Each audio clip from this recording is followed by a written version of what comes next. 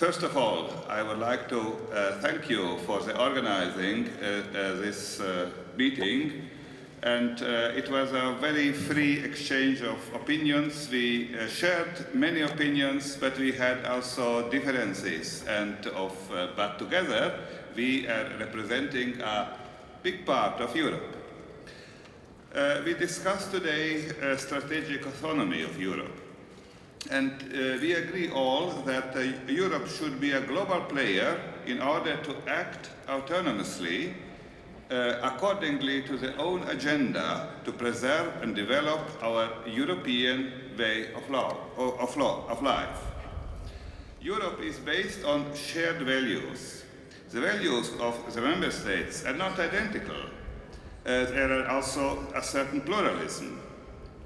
But there is a core of common values, and even this core is the basis for our European identity, European character, why Europe is different from other parts of the world.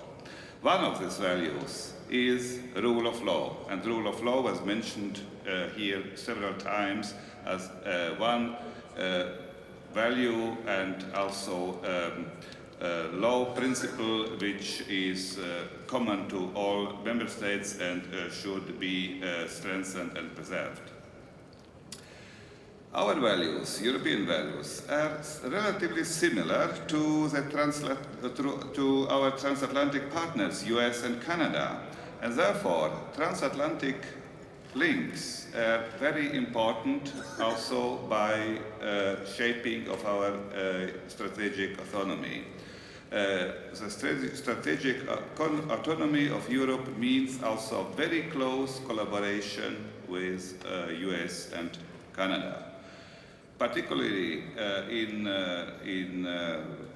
defense area, NATO is the most successful defense alliance in the world and in the history, and our strategic autonomy should contribute to the strength of NATO. We discussed also the situation that the democracy is now under threats. Two main challenges are now, and democracy should cope with these challenges. One of the challenges is the technological development, and the technology, digital technology, is not neutral.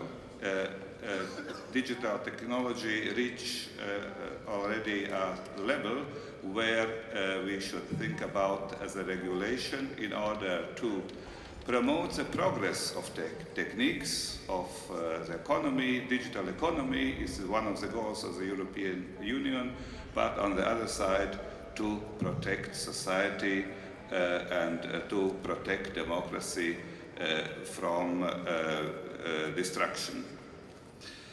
The other threat is populism, and at the end of the populism, the end station of the populism is usually not autocracy, but a failed state.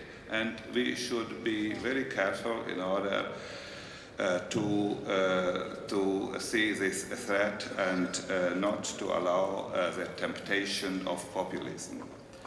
We all agree at the end that Europe is capable to manage the current problems, to act together on the basis of the common values in order to play our role as a responsible and democratic global player. Thank you. Grazie Presidente.